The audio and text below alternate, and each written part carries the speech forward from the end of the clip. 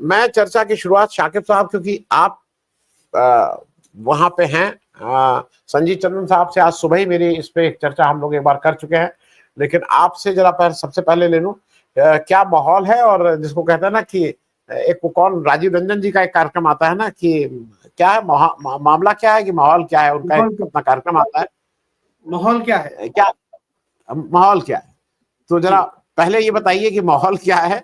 और राहुल गांधी के इस एक्शन से मैं कम से कम मुझे ऐसा लगता है कि इंडिया गठबंधन को ही ताकत मिलेगी।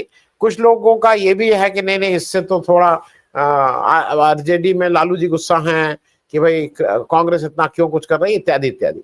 लेकिन आपकी पहली टिप्पणी कि राहुल गांधी के और कांग्रेस के एक्टिव होने से जो ये नैरेटिव बनाने की कोशिश की जा रही है, लेकिन असली दिक्कत तो बीजेपी को ही है, इसमें कोई दो राय नहीं है। शाकिब साहब। सर, ये गोदी मीडिया का एक अपना नैरेटिव होता है कि कांग्रेस अगर कुछ कर रही है तो राहुल गांधी लालू यादव को दिक्कत हो रही है, लालू यादव को दिक्कत हो रही है। दरअसल उनको भाजपा जो कुछ कर रही है उससे नीतीश कुमार को दिक्कत हो रही है, इसको कवर अप करना होता है। अभी तक जो है आपने देखा होगा कि राहुल कन्हैया की यात्रा का आज 22वां दिन है, संभवतः 22वां दिन है, 16 मार्च से यात्रा शुरू हुई है और अभी तक जो है किसी भी तरह की आलोचनात्मक टिप्पणी, जिसको हम लोग कह सकते हैं आरजेडी के किसी भी नेता की तरफ से, चाहे उसके कोई प्रवक्ता हो, तेजस्वी यादव या लालू यादव की बात मैं नहीं कर रहा हूं, उनको छोड़ करके भी शक्ति यादव है, चितरंजन गगन है, भाई वीरेंद्र, बहुत सारे लोग हैं जो आरजेडी के फोरम पे अपनी बात रखते हैं, उनकी तरफ से कोई आलोचनात्मक टिप्पणी अभी तक इस यात्रा को लेकर के नहीं आई है। जबकि अगर हम उससे कुछ महीने पहले पीछे की तरफ जाते हैं, जब गिरिराज सिंह हिंदू जागरण यात्रा लेकर के निकल रहे थे, तो नीतीश कुमार के जो प्रवक्ता हैं वो बिल्कुल ऑन कैमरा इस यात्रा का विरोध कर रहे थे, इसकी आलोचना कर रहे थे और इस पर जो है तंज कर रहे थे। वो जदयू का स्टैंड बिल्कुल क्लियर समझ में आ रहा था कि वो इस यात्रा से असहज हो रही है। दरअसल वो बातें लोगों के जहन से निकल जाएं, इसलिए बार बार ये चलाया जाता है कि लालू यादव असहज है, लालू यादव असहज है। सवाल ये है कि लालू यादव जो तेजस्वी यादव जो है पढ़ाई, कमाई, दवाई, इन्हीं मुद्दों को लेकर के तो तेजस्वी यादव भी राजनीति कर रहे हैं, इन्हीं मुद्दों पर जो तेजस्वी यादव भी अपनी सभाओं में बात करते हैं। तो ये उसी का एक्सटेंडेड फोरम है, एक्सटेंडेड पार्ट आप कह सकते हैं, वो जिसको हम पलायन रोको नौकरी दो यात्रा कह सकते हैं। हालांकि आज मुझे शामिल होना था, लेकिन कुछ कारणों से मैं जा नहीं पाया। यहाँ से 50 किलोमीटर, महज 50 किलोमीटर की दूरी है जहाँ पर राहुल गांधी ने यात्रा की है, मैं जहाँ बैठा हूँ मेरे घर से। तो और मैंने सोचा था कि मैं जाऊंगा वहां से, मैं ग्राउंड रिपोर्ट करूंगा सब जो भी है, लेकिन मेरे कुछ मित्र जो वहां मौजूद हैं वो लगभग 8 बजे सुबह से, राहुल गांधी 10:30 बजे के बाद पहुंचे हैं, 8 बजे सुबह से जो है बेगूसराय नेशनल हाईवे जो है उस पर जो है लोगों का तांता लगना शुरू हो गया था और बहुत बड़ी संख्या में युवाओं ने, युवतियों ने भाग लिया है। ये स्वतः आई हुई भीड़ थी, इसको किसी ने स्पॉन्सर नहीं किया था, किसी ने नाश्ता पानी और इसकी जो है दिहाड़ी का लालच नहीं दिया था।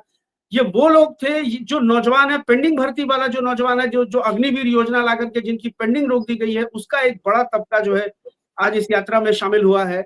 बहुत सारे पहलू हैं इस यात्रा के, और राहुल गांधी ने जिस तरह से आसाम रोड जो नेशनल हाईवे 31 है उस पर यात्रा की है, सुभाष चौक से लेकर के जो 0 माइल है वहां तक की जो उनकी यात्रा हुई है और जिस तरह से उनको जनसैलाब उनके साथ चला है, इसका एक दूसरा पहलू ये है सर कि भारतीय जनता पार्टी के जो सबसे फायर ब्रांड नेता माने जाने वाले गिरिराज सिंह है, ये उनका संसदीय क्षेत्र है और इसीलिए आप देखेंगे कि गिरिराज सिंह और नित्यानंद राय दोनों की प्रतिक्रिया इस तरह की आई है कि वो उसको फिर वही उनका जो हिंदू मुस्लिम बाइनरी होता है उस पर इन्होंने घसीटने की कोशिश की। जैसे कल राहुल गांधी ने वीडियो जारी करके व्हाइट टी शर्ट पहनकर आने की अपील की थी, तो नित्यानंद राय का बयान आया है कि उनको भगवा रंग से नफरत है, इसलिए वो व्हाइट टी शर्ट पहन करके लोगों को आने की अपील कर रहे हैं। अरे भाई, व्हाइट टी शर्ट तो व्हाइट कलर है वो शांति और इसका एकता का प्रतीक है, इससे अच्छी और क्या बात हो सकती है।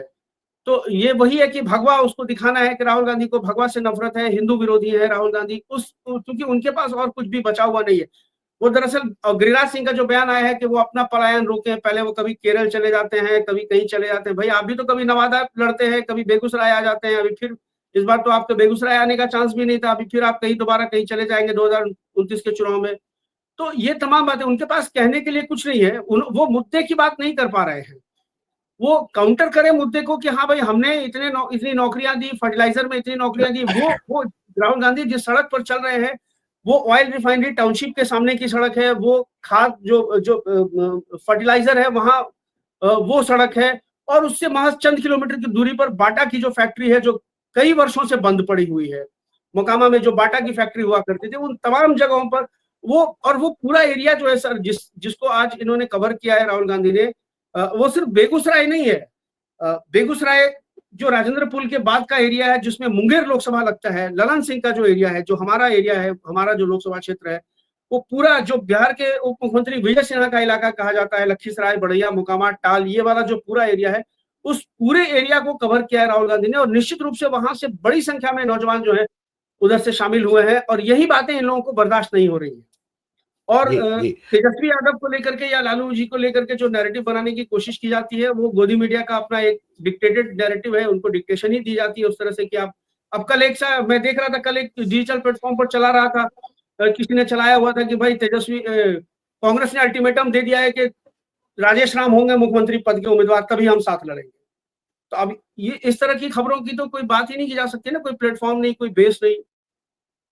अलबत्ता ये जरूर है कि राजेश राम जो है वो कल मिलने गए थे तमाम लोगों से, उन्होंने जो एलाई पार्टनर है, और कल हम और संजीव भाई एक जगह बैठे थे, हम लोगों ने यही कहा कि ये बहुत देर से उठाया गया कदम है। कल जो प्रदेश अध्यक्ष जो अल्लाह वरू वहां दिल्ली में लालू जी से मिले, और कल प्रदेश अध्यक्ष तेजस्वी यादव से मिले, लेफ्ट की पार्टियों से उन्होंने मुलाकात की, ये उनको और पहले करना चाहिए था, ये उनको और पहले करना चाहिए था। एनडीए का कार्यकर्ता सम्मेलन सर हमारे यहाँ दिसंबर जनवरी में हो गया है, और अभी तक महागठबंधन की तरफ से एक ज्वाइंट जो है कार्यकर्ता सम्मेलन जो है वो कहीं भी अभी नहीं दिख रहा है।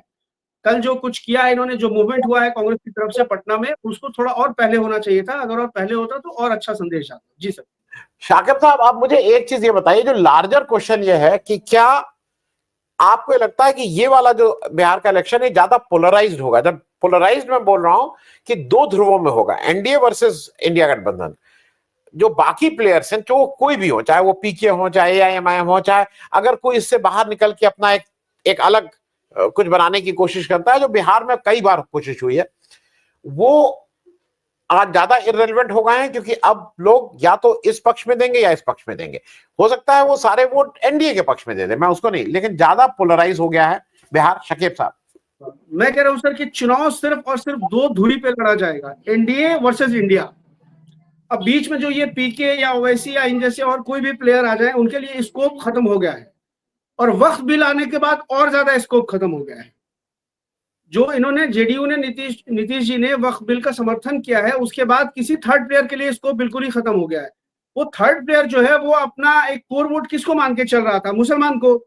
चाहे वो पीके हो, पीके भी कह रहे थे कि हम 40 सीट पे मुसलमानों को लड़ाएंगे, और ओवैसी साहब के पास तो मुसलमानों के अलावा किसका वोट है? तो उनके लिए स्कोप बिल्कुल खत्म हो गया है। चुनाव बिल्कुल दो धुरी पे होगा, इंडिया वर्सेस एनडीए, और मुसलमानों का जो 17.5-18% का चंक है वो बिल्कुल महागठबंधन की तरफ सीमेंटेड इंटैक्ट रहेगा। इसमें कोई डिवीजन होने नहीं जा रहा है। महागठबंधन का जो उम्मीदवार जिस सिंबल पे जिस असेंबली एरिया में होगा, वो वहां महागठबंधन के उम्मीदवार को वोट करेगा। एक चीज और हुई है सर कि नीतीश जी के लिए अब तक ये होता था कि नीतीश जी को जो भी 5-7% वोट मुसलमानों का मिलता था, हर विधानसभा सीट पर कम से कम 2000-2500 नीतीश कुमार के उम्मीदवार होते थे। मतलब जदयू का जो सिंबल वाला उम्मीदवार होता था, उसको 2000-2500-3000-5000 के अंदर वोट मिल जाया करते थे। और अगर वोट नहीं भी मिलते थे तो कम से कम जो मुसलमान तबका था, वो नीतीश जी के उम्मीदवार के खिलाफ उतना आक्रामक होकर प्रचार नहीं करता था, उतना आक्रामक होकर उसकी गोलबंदी नहीं होती थी। उसको ये लगता था कि चलो आरजेडी जीतेगी, कांग्रेस जीतेगी, नहीं तो कम से कम अगर नीतीश भी जीतेंगे तो नीतीश से उतना खतरा नहीं है। लेकिन इस वक्त जो नीतीश की स्थिति है, मुझे लगता है नीतीश को लेकर के इतना गुस्सा मैंने पिछले 20 सालों में बिहार के मुसलमानों के अंदर नहीं देखा है। कल की घटना मैं आपको बता रहा हूं, मेरे एक परिचित ने मुझे बताया, मेरी शॉप के ठीक सामने एक मोटर मैकेनिक है, वो सरकारी गाड़ियां भी बनाते हैं और उनके पास नेताओं की भी गाड़ी आती है। तो वो जदयू के एक नेता है, उनकी एक पजेरो आई हुई थी उनके पास, उन्होंने उसको ठीक किया और वो उसको टेस्ट ड्राइव पर लेकर के निकले थे। पजेरो में जो है जदयू का झंडा लगा हुआ था। तो जब वो मुसलमान डोमिनेटेड एरिया में गाड़ी चलाते हुए पहुंचे, तो वहां जो कुछ लड़के खड़े हुए थे, उन्होंने बाकायदा गाड़ी की तरफ इशारा किया और वो आगे बढ़ने लगे कि अरे ये जदयू का झंडा, इसका झंडा उखाड़ो, इसका झंडा नोचो। मतलब इतना गुस्सा है मुसलमानों के अंदर में जदयू को लेकर के, जदयू का झंडा वो अभी गाड़ियों पे नहीं देखना चाह रहे हैं। तो इसका फायदा निश्चित रूप से इंडिया गठबंधन को मिलने वाला है और वो मिलेगा। चुनाव बिल्कुल दो ध्रुव पे बढ़ चुका है। और सोसाइटी के पोलराइजेशन की बात जहां तक है, भारतीय जनता पार्टी तो हमेशा से सोसाइटी के पोलराइजेशन की बात करती है। लेकिन अगर सोसाइटी का उसी तरह पोलराइजेशन हुआ होता जिस तरह से भारतीय जनता पार्टी चाहती है, तो नीतीश जी का जो कोर वोट है 14% 15% का वोट बैंक जो है, वो नीतीश जी के पीछे पोलराइज होने के बजाय भाजपा की तरफ शिफ्ट हो चुका अभी तक। आज भी नीतीश जी के अंदर इतना कुछ होने के बावजूद भी, जब उनके तरह तरह के वीडियोस वायरल हो रहे हैं, उनके बारे में ये कहा जा रहा है कि वो मानसिक रूप से अस्वस्थ हैं, मेरा अपना ये मानना है कि नीतीश जी का जो अपना वोट है 12% 14% का जो वोट चंक है, वो अभी भी नीतीश कुमार जी के साथ है। अगर नीतीश जी इंडिया गठबंधन में आकर के चुनाव लड़ेंगे तो वो पूरा का पूरा वोट चंक जो है वो इंडिया फोल्ड में आ जाएगा। सोसाइटी का वो भाजपा की तरफ नहीं जाएगा, क्योंकि सोसाइटी उस तरह से कम्युनलाइज नहीं हुई है।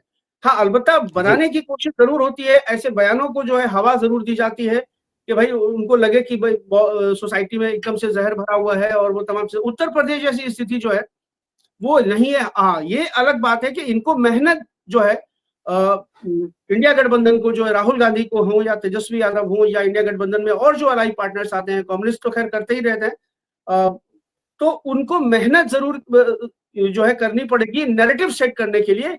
और नैरेटिव वो आपको सेट करना पड़ेगा कि जनता के सवाल है, बिहार में जो बढ़ी हुई आरक्षण की सीमा है उसको नवीन अनुसूची में शामिल करने का मामला है, उसको लेकर के नैरेटिव बनाना पड़ेगा। पलायन और नौकरी वाला मुद्दा तो चल ही रहा है, लेकिन साथ साथ रिजर्वेशन और सोशल जस्टिस का मुद्दा अगर साथ में इसको क्लब करेंगे, राहुल गांधी अगर मजबूती के साथ क्लब करेंगे, तो वो बहुत फायदा रहेगा इंडिया गठबंधन के लिए, इसमें कहीं कोई शक नहीं है।